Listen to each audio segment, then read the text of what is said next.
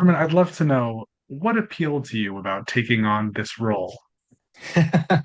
Well, it might seem like a brutal role to take, but this was one of those characters that for me I've always wanted to do because I got to do both sides of the coin. I got to do stage work, which with me on stage singing, dancing, performing, but on the opposite side of this, I got to be in a basement, locked up in chains, not being able to move. So I got to do absolute both sides, and I loved every second of it. It was great. Do you like this character? Do you feel for him, or do you feel like he's got some definite flaws? Definite flaws. My days, he's not a perfect dude at all. But that's also why it's fun to do. I mean, there's always been something that draws me towards villains. And I'm not saying that Peyton is a villain, but whenever something is wrong, whenever there's something that's painful, wrong, or not right, that's kind of where it gets really interesting. And I think Peyton has a lot of things that he needs to, he's still working internally with himself all the time. And I think putting myself into a character that had that was a really fun experience and a different experience that I'm used to. And the challenge of being physically restricted, how do you feel like that enhanced the performance? It was more fun than I thought, but it was also challenging because well, first of all, we had real handcuffs, and they're not because I think the production's plan was to have fake handcuffs on me because they're a lot more comfortable on the wrists. But I ended up breaking them all the time because I wanted to kind of, and if you do that on fake ones, they snap. So we had to have proper handcuffs on me. So painful after 5 hours. But that also made me more, it made me more careful with my movements. I had to do a lot of the acting here, which was really fun. Also really fun. What kind of relationship did you build with your co-star Kate? First of all, Kate is a genius. She is really, really talented. And she has huge eyes, and a lot of the things when she speaks and says lines, she can say a line, but her eyes says something completely different. And especially the scenes we had together were very much her and I with Emma, our director, trying to figure out what our characters wanted to do, which was usually the opposite of each other, and how we could play that mostly here without giving it away, speech wise. And that was a really good experience for me. Kate is really good at it, and I got to learn a lot and have some fun. I know Kate's pretty new to this acting thing, and Emma, this is her first time directing a feature. What was it like Yes. working with her, especially after the other things that you've done? Emma is one of the most well prepared directors I've worked with.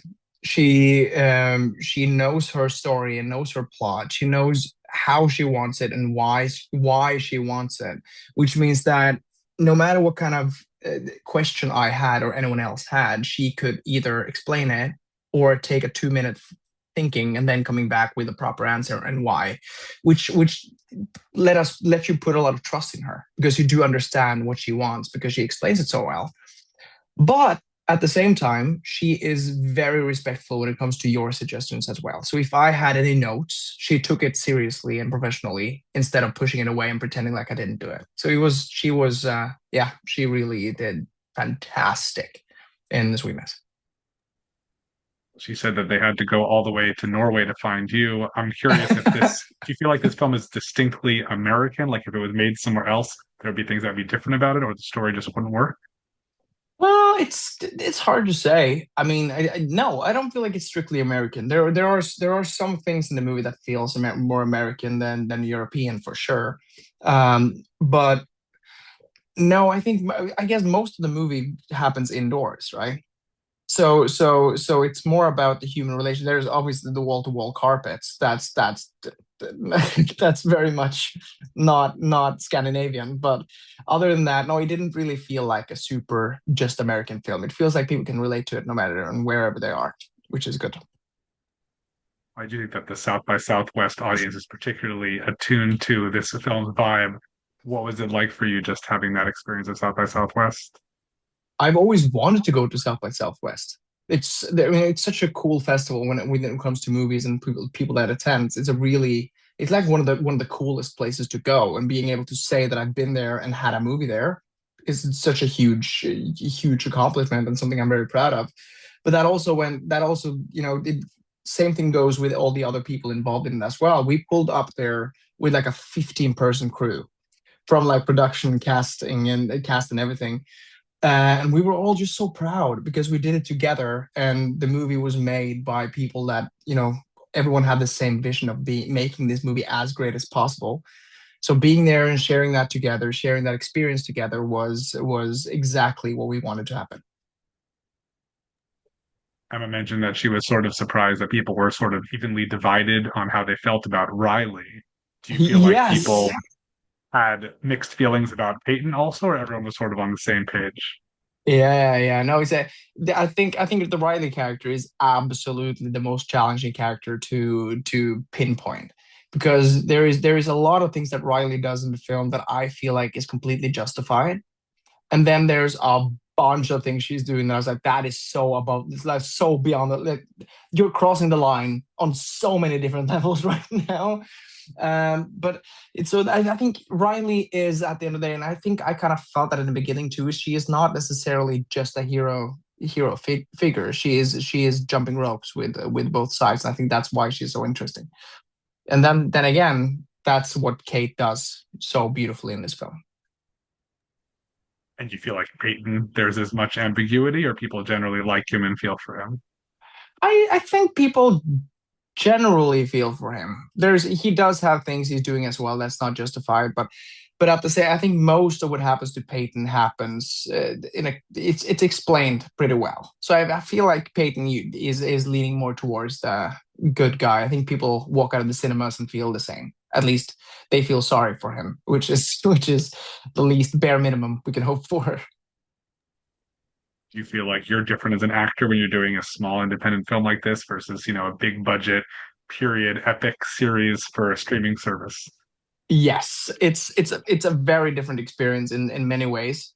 I think what I like the most about doing independent films is that since there's different times, there's different timelines. You don't have as much freedom in how much you can shoot. It's much more strict, which means that there's not really much downtime on set. Things happens very much like this, and you're very depending on the fact that people needs to be ready every single day from start to finish.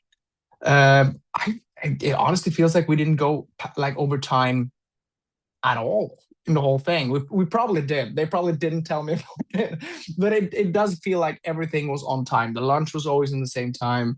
Everyone really, really pulled it together and put everything they had into it. We were all completely black, like out when we were done with it, because it was such a big production to do together. But it was really good. We really had a good time. Do you have a role or genre that you'd like to try that you haven't yet, whether it's something small like this or something big like health projects? Heck yeah, dude. Heck yeah, I do. I have an internal list, like a wish list that I think of it. At one point, if I'm 90, I want to sit there and look at a shelf, going like, "This is what I've done," and then on that list there is a specific project. I've been lucky enough to do horror and dramas and et cetera, et cetera. In that way, I've done Christmas. I've always wanted to do a Hallmark Christmas film. I've done a show for Netflix now, Home for Christmas, which was a Christmas show. Ragnarok is the closest I get to superheroes, which is, but I really want to do a full on comedy, like a full on comedy, and then I want to do a proper superhero film, just just once, some kind of superhero once. That's what I'm gonna. We'll see. I'd also love to do a character that's been alive, or a real person once, but yeah, in the future. I'll say Kate also said she wants to do a comedy, so I'd love to see you guys reteamed in something very Shit, different. That would be great. yeah, oh, yeah, but Kate is funny. That's the thing. She doesn't think so herself. She is funny. So I could absolutely see Kate in the comedy. I'll let her have the comedy, and then I'll try to yeah, I'll try to be in that comedy as well. That's what I'm gonna do actually. Well, before we get to all of that, after this film, where can people find you? What else do you have that's coming up soon? Right now, well, I've done a couple of short films that's being announced now very soon, which is just fun working with people I like a lot. that has cool visions. And then hopefully I have something new coming before summer, after summer. We'll see. I'm not completely sure about the timing, and there's not much I can say right now, but very soon, hopefully. We'll see. But first of all, sweetness. Sweetness first.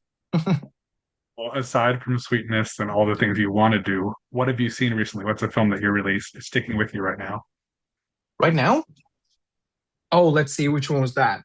Okay, so first of all, I saw, and I'm quite late to the party. I know. I saw Frankenstein the other day. Uh, which that movie stuck with me for a couple of days.